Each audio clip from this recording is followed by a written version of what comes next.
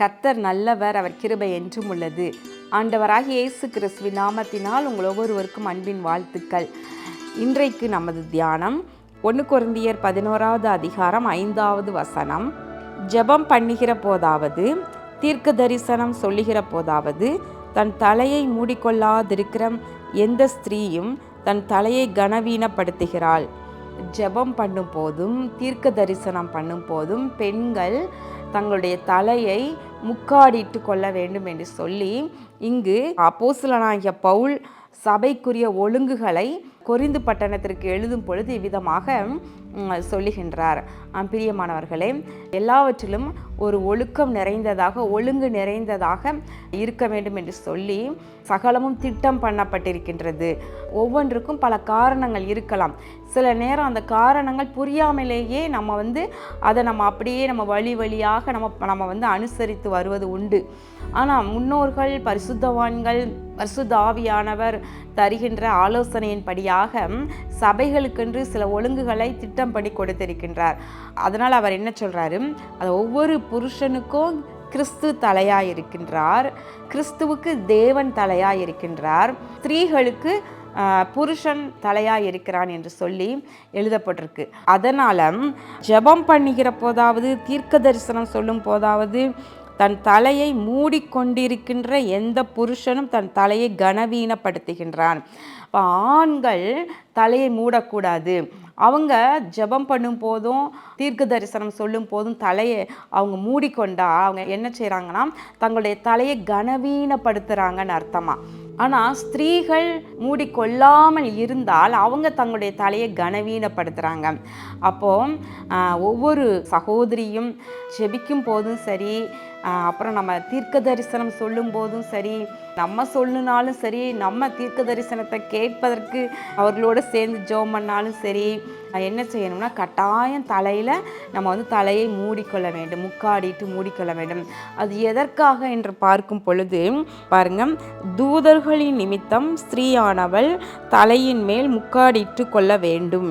ஸ்திரீயானவள் தேவனை நோக்கி ஜெபம் பண்ணுகையில் தன் தலையை மூடிக்கொள்ளாமல் இருப்பது லட்சணமாக இருக்குமோ என்று உங்களுக்குள்ளே நிதானித்து கொள்ளுங்கள். அதாவது தூதர்களின் நிமித்தம் முக்காடிட்டு கொள்ள வேண்டும். நம்ம நினைக்கின்றோம், நம்ம பார்க்குற இந்த உலகம்தான், இது மட்டும்தான் அப்படின்னு நினைக்கிறோம். நம்மளால் பார்க்க முடியாத ஆவிக்குரிய உலகம் ஒன்று இருக்குது. ஆதியாகமம் 6வது அதிகாரத்தில் பார்க்கும் பொழுது மனுஷர்களை படைச்சி மனுஷர்கள் பெருகின உடனே என்ன நடக்குதாம், பூமியில் மனுஷர்கள் பெருக துவங்கின பொழுது அவர்களுக்கு குமாரத்திகள் பிறந்த பொழுது தேவகுமாரர் மனுஷ குமாரத்திகளை அதிக சௌந்தரியம் உள்ளவர்கள் என்று கண்டு அவர்களுக்குள்ளே தங்களுக்கு பெண்களை தெரிந்து கொண்டார்கள். அந்நாட்களில் ராட்சதர்கள் பூமியில இருந்தார்கள். தேவகுமாரர் மனுஷ குமாரத்திகளோடு கூடுகிறதினாலே இவர்கள் அவர்களுக்கு பிள்ளைகளை பெற்ற போது இவர்களும் பூர்வத்தில் பேர் பெற்ற மனுஷராகிய பலவான்களானார்கள். இதை பார்த்து தான் தேவன் வேதனைப்பட்டார். என் ஆவி என்றைக்கும் மனுஷனோட போராடுவதில்லை, அவன் மாம்சம்தானே, அவன் இருக்க போகிற நாட்கள் 120 வருஷம் என்றார். அப்போவே ஆண்டவர் இப்படி மனுஷனுடைய வாழ்நாட்கள் அப்படி குறைச்சிட்டார். ஏன்னா இதெல்லாம் பார்க்கும் பொழுது மனுஷ குமாரத்திகள் சௌந்தரியம் உள்ளவர்கள் என்று கண்டு தேவகுமாரர் இப்படிப்பட்ட தவறுகளை எல்லாம் செய்து விழுந்து போவதை பார்த்த உடனே தேவன் மனஸ்தாபப்படுகின்றார். ஜலப்பிரளயம் உண்டாவதற்கு முன்பதாக அதெல்லாம் நடந்ததாக நம்ம பார்க்கின்றோம். ஆனால் இப்போது புதிய ஏற்பாட்டு காலத்தில் இயேசு மகாராஜா நமக்காக பாடுபட்டு இரத்தம் சிந்தி மரித்து அடக்கம் பண்ணப்பட்டு 3வது நாள் உயிரோடு கூட எழுந்து மரணத்தை ஜெயமாக மாற்றி அவர் பிதாவின் வலது பார்சத்தில் விற்றிருக்கிறார். இப்போ சபைகளுக்கு சில ஒழுங்குகள் நம்ம எல்லாம் ஆண்டவருடைய வருகைக்கு ஆயத்தமாகி கொண்டிருக்கின்றோம். அப்போது பெண்கள் முக்காடு ஏன் போடணும்? அப்போ தூதர்கள் நிமித்தம் ஒருவேளை நம்ம ஜெபிக்கும் பொழுது தீர்க்க தரிசனம் சொல்லும் பொழுது நம்ம கண்களை மூடி ஜெபிக்கும் பொழுது நம்ம மாம்சத்தில் இருக்கிறோம். ஆனால் ஆவிக்குரிய உலகம் திறந்துருக்குது. அப்போ நம்ம ஜெபிக்கிற ஜெபம் தேவனை நோக்கி செல்லுகின்றது. சில நேரங்களில் நம்முடைய விண்ணப்பங்களை எடுத்து செல்ல தேவ தூதர்களும் கூட இறங்கி வருவது உண்டு. நம்முடைய வார்த்தைகளை அவர்களும் கவனிப்பார்கள். பிரசங்கியில் சொல்லப்படுது இல்லையா, புத்தி பிசகாய் செய்தது என்று நீ தூதனுக்கு முன்னாடி சொல்லாத அப்படின்ட்டு. ஏதாவது பொருத்தனை செய்துட்டு அது இல்லை நான் தெரியாமல் பண்ணிட்டேன், தப்பாக பண்ணிட்டேன், இது நான் பொருத்தனையே பண்ணலை, இது நான் தவறாக பண்ணிட்டேன் அப்படின்னு நீ ஏதாவது புத்தி பிசகா நேர்ந்து கொண்டதை நீ உடனே செலுத்து. அப்படி செலுத்தாமல் இருந்துட்டு நீ புத்தி பிசகா செய்ததுன்னு தூதனுக்கு முன்னா சொல்லாத அப்படி சொல்லப்படுது. அப்போ என்ன அர்த்தம், நம்ம ஜெபம் பண்ணுறத சில தூதர்களும் கேட்கும்படியாக கர்த்தர் ஒருவேளை அனுமதிச்சிருப்பாரா இருக்கலாம்.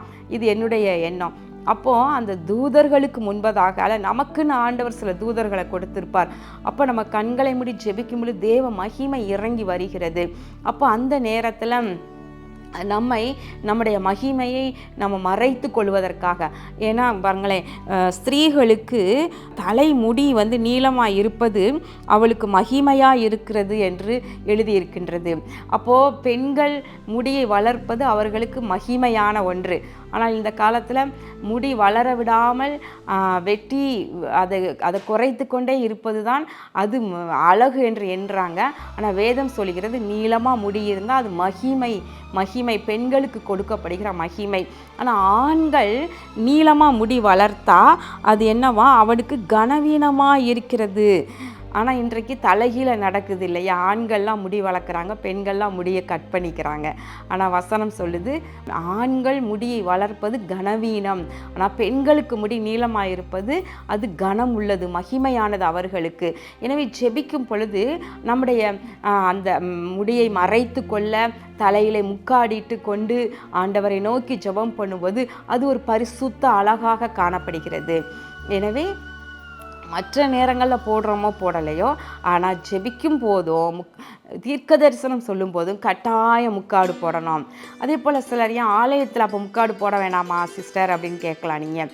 ஆமாம், தேவனுடைய ஆலயம், அவருடைய மகிமை தங்கிய வாசஸ்தலம், அதில் நம்ம போய் உட்கார்ந்த உடனே நம்ம முக்காடிட்டு கொள்வது அது நம்மை தாழ்த்தி அவர் சமூகத்தில் பயபக்தியோடு இருப்பதற்கு அடையாளம். நம்ம போட தான் செய்யணும். மற்ற இடங்களில் நீங்கள் போகும் பொழுது மற்றவர்கள் மத்தியில் செபிக்கும் பொழுது முக்காடு போட்டுக்கொள்ளலாம், தீர்க்க தரிசனம் சொல்லும் பொழுது முக்காடு போட்டுக்கொள்ளலாம். இது ஒரு பரிசுத்த அழகு. கண்களை மூடி ஜெபம் பண்ணுவோமா? எங்கள் அன்பின் பரலோக பிதாவே, இந்த நாளிலும் கூட இன்றைய மன்னா என்ற இந்த பகுதியை தியானித்து ஜெபிக்கிற ஒவ்வொரு தேவ பிள்ளையையும் ஆசீர்வதிப்பீராக.